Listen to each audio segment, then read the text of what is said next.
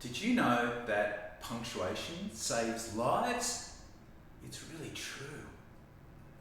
Kids, have a look at these two sentences. Can you see something strange? Look at the first one. Let's eat grandma. What? We're not going to eat grandma. What's missing, kids? Look. No comma here. Let's look at the second one.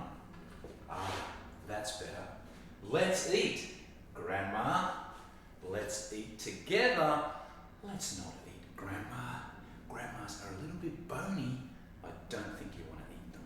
Kids, are you tired of seeing all those red marks on your beautiful story? Commas, capital letters. Be careful with your punctuation again and again. I understand. So today I want to show you some of the common punctuation mistakes and how to fix them. Okay? Let's do it together. So kids, as you saw from the first video, that comma really saved Grandma's life. Poor Grandma, don't want to eat her. Kids, I've been teaching English for 20 years, more than 20 years, and I've put together some of the most common punctuation mistakes that I see. I really hope these top 10 punctuation mistakes and how to fix them will help you guys. Let's look at the first one. It says, me and my brother are going fishing. Well, it's a little bit of a grammar mistake as well, right? But still punctuation. So, what's the problem? Guys, when we write, it doesn't matter if you're the Queen, doesn't matter if you're the King, it doesn't matter if you're Anthony Albanese, doesn't matter. We always put ourselves last. So we don't say, me and my brother, we say, my brother and I are going fishing. Number 2, Amy drew a picture of an unicorn. Again, a little bit of a grammar thing. What's wrong here? Well, we get told that when it's a vowel sound or when it's a vowel, we're supposed to use an. So what's going on with unicorn? Well, it's not unicorn, right? It's unicorn. So the sound is more like a Y sound, like a consonant sound. So we don't say an unicorn. We say, get rid of that, we say a unicorn. Another example of that very point is the next one. It says, we've been waiting here for an hour. Because this is a consonant, boys and girls. But what's the sound? It's a silent H, right? So it's more like an owl, like an O sound, right? So this has to be an hour. Goodness me. Number 4. My dad's car broke down. Can you see what's wrong with that? Poor dad. Whose car is it? It's Dad's car. So when you show possession, boys and girls, you need to use a possessive apostrophe right here. Whose car is it? Dad's car. Not Mum's. Mum's is going really well. Dad's car broke down.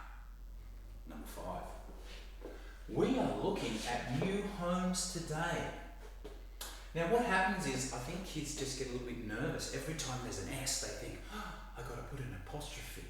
I've got to put it's a contraction. Well, hang on, somebody owns it. But look at this, right?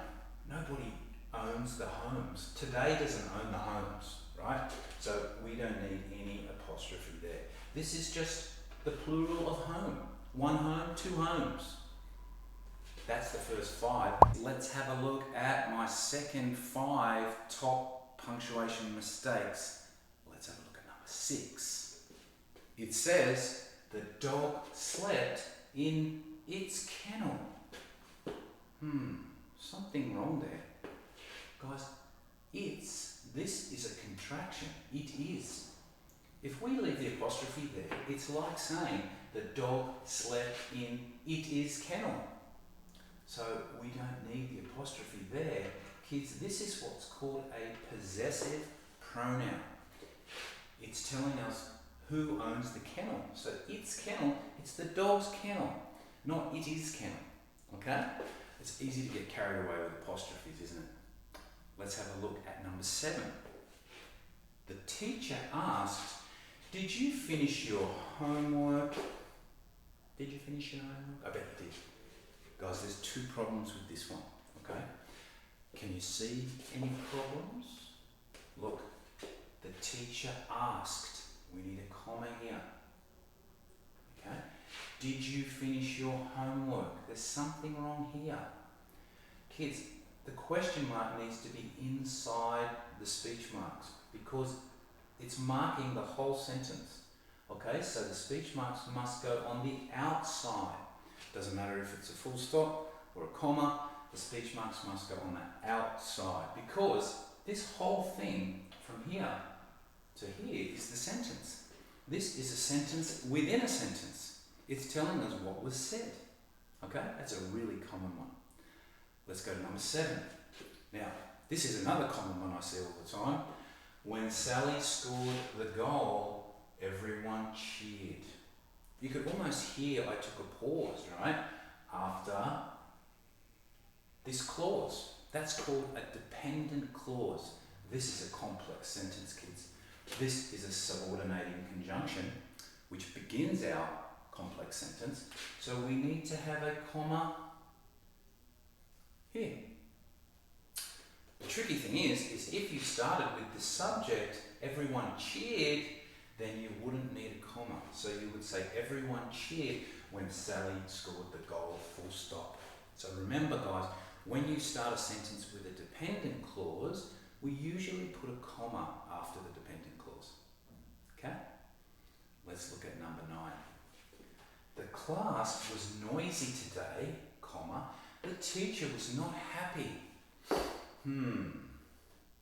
imagine that's happened to me once or twice. But kids, there's a problem here. I often see kids running sentences onto one another thinking that a comma is a joining word. It's not a joining word.